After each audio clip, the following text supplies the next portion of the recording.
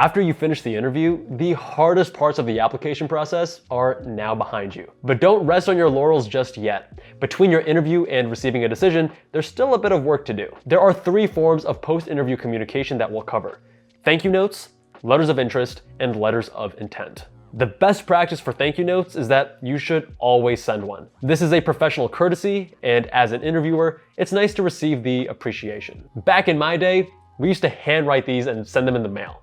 These days, it's more standard practice to send them via email, generally within a few days after your interview. If you wait too long, the interviewer may begin to forget you and the positive effect will be diminished. You don't have to be fancy here with custom letterhead or special formatting. Simply write a regular email to your interviewer. These notes should be brief and appreciative. I recommend you follow a rough template. You'll start out with an opener, something along the lines of, "Dear Dr. Jones, thank you for taking the time to interview me. It was truly a pleasure learning more about University X." Next, insert a sentence or 2 with some specifics about your conversation. Something that helps them remember you and also shows them that this is a personal letter, not just something generic. This could be about a shared interest in cars or cooking or something memorable that you spoke about. Then wrap up the note with, "I found X and Y uniquely rewarding about the program and would be delighted to be a part of the community at University X." Your notes obviously don't need to follow this exact phrasing, but creating a simple template for yourself that you can reuse yet customize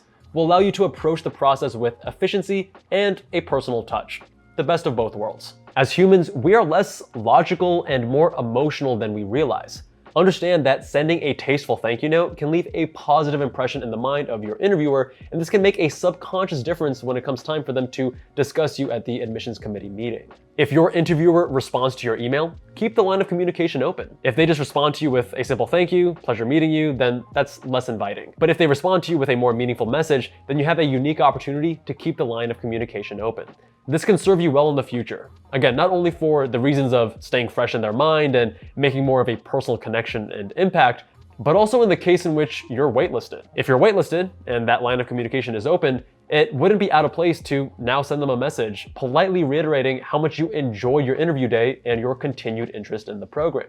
The letter of interest and letter of intent are similar but distinct entities, differing in the level of commitment. A letter of interest demonstrates your interest in a program and can be sent to multiple schools. A letter of intent demonstrates your intent to attend a program should you be accepted, and for that reason should only be sent to one program. Technically, this isn't legally binding, but out of professional courtesy, you shouldn't send a letter of intent if you don't actually intend on attending that program. It may bite you in the future.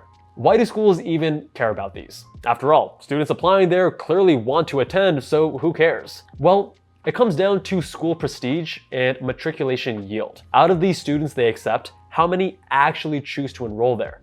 The higher that number, the better it is for their ranking, exclusivity, and prestige. For that reason, if they view 2 identical candidates, they may give preference to the one with a stronger interest to attend that program. You can write multiple letters of interest. The main difference is to not include that you intend to attend the medical school if accepted off the waitlist. Otherwise, your letter of interest can include all the content you would include in a letter of intent.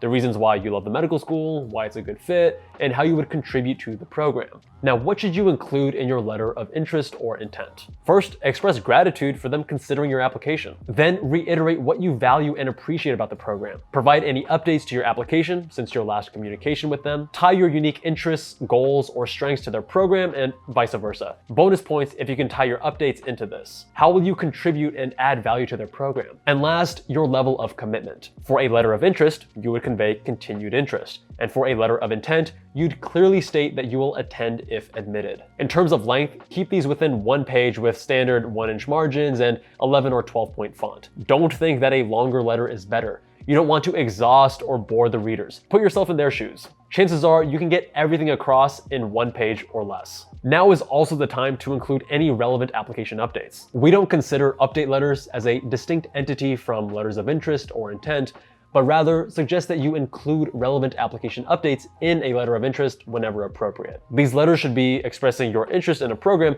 in addition to providing updates to your application. Now, when should you send a letter of interest or intent? There are a few scenarios where it would be appropriate. First, 1 month after your interview, if you haven't heard a decision. Second, if you've been waitlisted.